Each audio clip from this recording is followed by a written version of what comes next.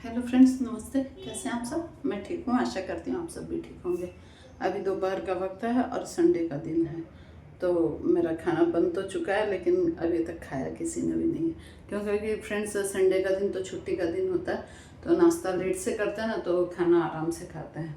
आज मैंने खाने में क्या बनाया है देखिए।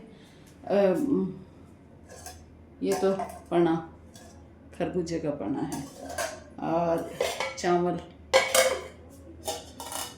ये मिलावा की सब्जी, इसको हम लोग बोलते हैं मतलब गड्ढे की सब्जी तो नहीं बोलेंगे, मिलावा की सब्जी बोलते हैं। और कढ़ी चावल मूंग और ये मिलावा की सब्जी और रोटी। तो ऐसे ही फ्रेंड्स। और देखिए एक ऐसी टेक्निक तो क्या है, मैं क्या करती थी, मतलब 2 ही जनों का खाना बनाना होता है मेरे को। अभी तो खैर मेहमान आ रखे तो 2-3 एक्स्ट्रा हैं, तो लेकिन मैं इतनी बड़ी परात, ये मेरी शादी में मिली थी, तो इतनी बड़ी परात में आटा लगाती थी और वो इतना जगह रोकती थी, मतलब बहुत ज़्यादा किचन के स्लैब में बहुत बड़ी जगह वो रोकती थी। फिर मेरी बेटी ने समझाया कि मम्मी आप खाना तो 2 जनों का बनाते हो और परात इतनी बड़ी लेके जगह इतनी रोकती है।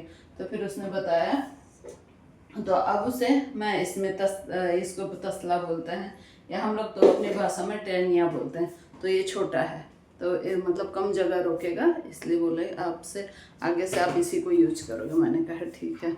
और वाकई उसके बाद से मेरे मतलब रसोई में ना जैसे जगह बचती है, तो इसलिए ऐसे ही फ्रेंड्स छोटी छोटी सी टिप्स अपना के अपन लोग वो कर सकते हैं, मतलब कि अपने दिनचर्या में सुधार ला सकते हैं। और कुछ ना कुछ तो सुधार लाना ही चाहिए फ्रेंड्स, हमेशा एक जैसे रहने से फिर अच्छा नहीं लगता नहीं, मतलब सुविधा नहीं बनती है। तो इसलिए व्यवस्थित चीज़ें रखो और मतलब कि अपने जीवन को सुचारू रूप से संचालित करो, क्योंकि ज़िंदगी ना मिलेगी दोबारा। और मैं एक बात ये बोल रही थी फ्रेंड्स, जो मैं आपको एक कथा सुनाती हूँ ना, उसमें मैंने क्या सीखा, एक बहुत ही इंटरेस्टिंग कथा सीखी फ्रेंड्स मैंने। जैसे किसकी ये कथा, महर्षि ने विश्वामित्र के त्रिशंकु राजा की। त्रिशंकु राजा क्या थे कि इक्ष्वाकु वंश के बहुत ही प्रतापी राजा थे त्रिशंकु।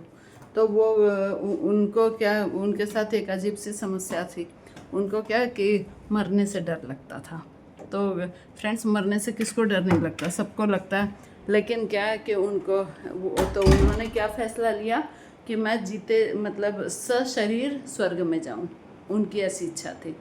तो वो अपनी इच्छा की पूर्ति करने के लिए क्या किया उन्होंने फ्रेंड्स, कि है ना उनके पास गए, ऋषि वशिष्ठ के पास। तो वशिष्ठ ऋषि के पास वो जब गए तो वशिष्ठ ऋषि ने कहा ये तो प्रकृति के नियमों के खिलाफ है ये बात, तो ऐसा तो पॉसिबल है ही नहीं कि कोई सशरीर स्वर्ग में चला जाए, ऐसा पॉसिबल नहीं है।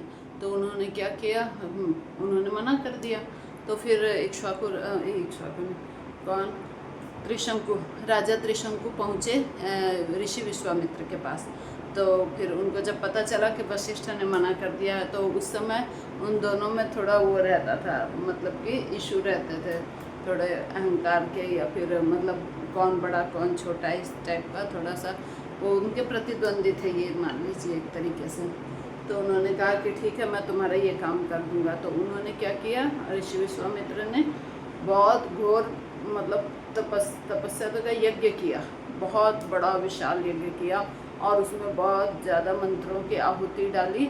और फिर के मंत्रों के प्रभाव से क्या हुआ फ्रेंड्स, कि राजा त्रिशंकु मतलब सशरीर ऊपर उठने लगे पृथ्वी से। देखिए अपने धर्म में कितनी चमत्कारी बातें होती थी। तो वो जब ऊपर उठने लगे पृथ्वी से और वो स्वर्ग की ओर जाने लगे, और स्वर्ग में जैसे ही पहुँचे तो वहाँ गेट मतलब दरवाज़ा खोल के अंदर जाने लगे, तो इंद्र ने देख लिया और इंद्र को बहुत गुस्सा आया। बोले तुम मिट्टी के शरीर, ये शरीर तो मिट्टी का ही है फ्रेंड्स अपना जो है, तो मिट्टी का शरीर मिट्टी में मिल जाना चाहिए, लेकिन वो उसी शरीर से ऊपर जाने की कोशिश कर रहे थे स्वर्ग में। तो राजेंद्र ने उनको जोर से धक्का दे दिया और बोले ये मिट्टी का शरीर स्वर्ग में नहीं आ सकता। और फिर वो चले गए, और वो जैसे नीचे गिरने लगे फ्रेंड्स तेज गति से, तो क्या हुआ कि उन्होंने जोरों से आवाज़ दी किनको, ऋषि विश्वामित्र को, कि ऋषिवर बच चाहिए मुझे, मैं गिर रहा हूँ ऐसे करके। तो उन्होंने क्या किया, ऋषि विश्वामित्र ने वहीं पर अपने मंत्रों के प्रभाव से उनके शरीर को वहीं रोक दिया। कहाँ पर, बीच में, मतलब कि, और किस चीज़ से रोक दिया, एक खम्भे से, लंबा से एक खम्भा बनाया और उससे उनके शरीर को वहीं पर रोक दिया, इनके त्रिशंकु राजा के। तो फिर और बोले कि मैं इनके लिए एक नया ब्रह्मांड की रचना करूँगा और एक नया स्वर्ग बनाऊँगा और फिर उसमें रखूँगा, इस टाइप से। तो लेकिन ये सब तो पॉसिबल नहीं था। फिर सब देवताओं लोग बोलने लगे कि ये तो इसके नियमों के विरुद्ध है, प्रकृति के नियमों के विरुद्ध है। तो फिर वैसा तो हो नहीं सका, लेकिन वो त्रिशंकु नीचे भी नहीं आए और ऊपर भी नहीं गए, वो बीच में लटक के रह गए। किस में लटके, वो खम्भे में। तो ऐसे ही फ्रेंड्स, और फिर वो नए स्वर्ग का निर्माण नहीं कर सके और वो त्रिशंकु उसी में खम्भे के बीच में लटक के रह गए। और वो खम्भा क्या बना फ्रेंड्स, आपको पता है, वो बना नारियल का पेड़। और जो मतलब त्रिशंकु की जो गर्दन थी वो बना नारियल का फल।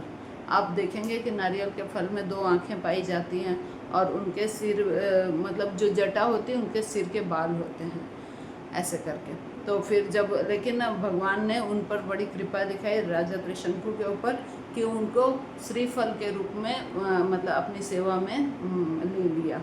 और बोले तब से कि भाई जो कोई भी पूजा, मतलब पूजा होगी, यज्ञ पूजा हवन जो भी, तो उसमें नारियल का फल को मतलब कि स्थान दिया गया। और फिर वो नारियल को पधारने का, हम लोग पधारने बोलते, फोड़ने बोलते हैं ना, तो हम लोग पधारने बोलते हैं। चूँकि हम लोग मारवाड़ी की कोई बात नहीं, सभी बहुत लोग ऐसे ही बोलते हैं, ऐसे नहीं बोलते फोड़ना काटना ये सब नहीं। तो मतलब नारियल को पधारने का, और उनकी पूजा में, भगवान की पूजा में नारियल पधारा जाता है। और एक तरीके से ये किस बात का द्योतक है फ्रेंड्स, कि है ना, अहंकार का। तो जैसे मतलब कि उसको फोड़ेंगे तो ऐसा होगा कि भाई हम अपने अहंकार को यदि गला दें। सारी चीज़ों का सार तो अहंकार ही है फ्रेंड्स, हर चीज़ में अहंकार घुसा रहता है, हर इंसान में, किसी में किसी बात का, किसी में किसी बात का अहंकार एक मतलब।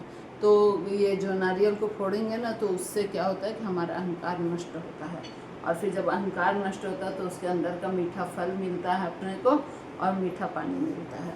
इसलिए हमको अपने अहंकार को गला देना चाहिए। और त्रिशंकु की ये कथा हमको यही शिक्षा देती है कि यदि हम कोई ऐसी वैसी मतलब अहंकार के वश में आके कोई प्रकृति के विरुद्ध यदि जाने की कोशिश करेंगे तो हमारे साथ ऐसा ही होगा।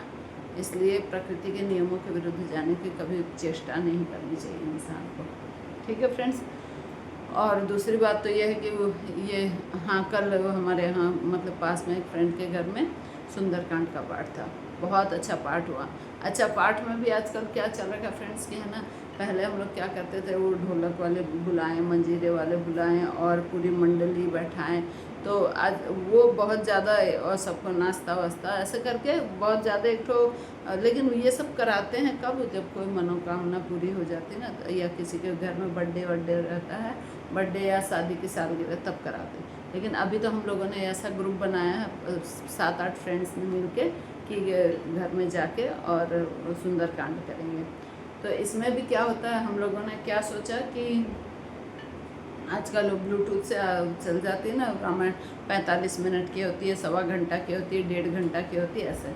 तो हम लोग तो क्या करते थे कि 45 मिनट वाली फटाफट होके ख़त्म हो जाती है, और फिर अपना वो किट्टी खेल लिए, गेम खेल लिए, अंताक्षरी खेल लिए, ऐसा करते थे। लेकिन अभी जो हमने शुरू की, ये पूरे भक्ति भाव के साथ, हालांकि चलाते तो हम लोग ब्लूटूथ से ही हैं, लेकिन उसमें कौन से वो 1.5 घंटा वाली। और कल के सुंदरकांड में बहुत आनंद आया फ्रेंड्स, टाइम तो लगा लेकिन आनंद बहुत आया, बहुत अच्छे ढंग से मतलब जैसे शास्त्रीय संगीत गाते हैं ना, उस टाइप से राग में, और बहुत अच्छे तरीके से सुंदरकांड का पाठ हुआ है। तो ऐसे ही फ्रेंड्स, ऐसे कुछ चलते रहना चाहिए अपने जीवन में, वरना बोरियत हो जाती है मतलब ज़िंदगी में, है ना। और बस ऐसे ही है, बच्चों की छुट्टियां चल रही हैं और बच्चों के साथ साथ हम लोग भी मौज कर रहे हैं। आज मेरी भांजी का बर्थडे है, जो यहीं रहती है, तो मैंने उसको इनवाइट किया। आज शाम को उसको लेके चलेंगे रेस्टोरेंट खाना वाना खाने। और फिर बस ऐसे ही फ्रेंड्स, बाय, टेक केयर, मिलते हैं नेक्स्ट वीडियो में, तब तक के लिए।